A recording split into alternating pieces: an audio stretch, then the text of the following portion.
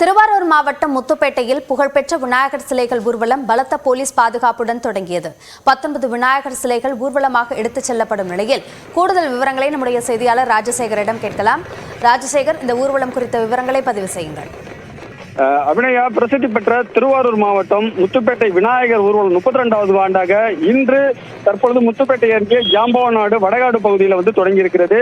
ஒட்டுமொத்தமாக ஜாம்பவான்நாடை, உப்பூர், ஆலங்காடு, தில்லைவிளாகம், மருதவங்காளி, கோவில் உள்ளிட்ட பகுதிகளைச் சேர்ந்த 19 விநாயகர்கள் ஊர்வலமாக எடுத்துச் செல்லப்பட்டு பாமணி ஆற்றில் கரைக்கப்படும். இந்த ஊர்வலத்தை பாஜக மாநில பொதுச் செயலாளர் கருப்பு முருகானந்தம் அவர்கள் தொடங்கி வச்சிருக்காங்க. குறிப்பாக அந்த ஆலங்காடு பகுதியில் தொடங்கிய இந்த ஊர்வலமானது தற்பொழுது தொடர்ந்து நடைபெற்று வருகிறது. ஒவ்வொரு வீதியிலும் அங்குள்ள பொதுமக்கள் விநாயகருக்கு அர்ச்சனை செய்து வருகிறார்கள். குறிப்பாக ஆண்டுதோறும் இல்லாத வழக்கமாக இந்த ஆண்டு பார்த்தீங்கன்னா 3200 காவல்துறையினர் பாதுகாப்பு பணியில் ஈடுபடுத்தப்பட்டிருக்காங்க.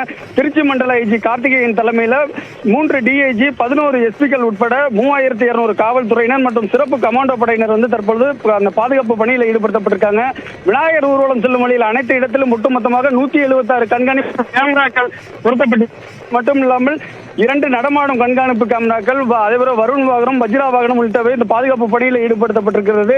தொடர்ந்து இந்த பகுதியில் இந்த விநாயகர் ஊர்வலம் சிறப்பான முறையில் நடைபெறும் வழியாக மாவட்ட காவல்துறை மற்றும் மாவட்ட நிர்வாகத்தின் சார்பில் பல்வேறு நடவடிக்கைகள் எடுக்கப்பட்டிருக்கிறது. அபிநயா,